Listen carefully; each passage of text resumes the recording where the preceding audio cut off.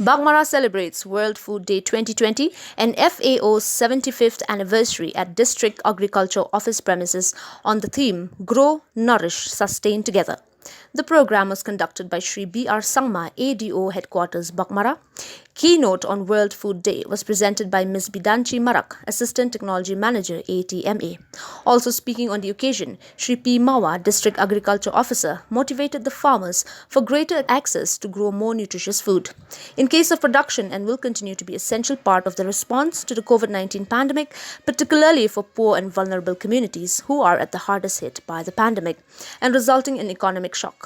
In a moment like this, it is more important than ever to recognize the need to support our food heroes, farmers and workers throughout the food system who are making sure that food makes its way from farm to fork even amid disruptions as unprecedented as the current COVID-19 crisis.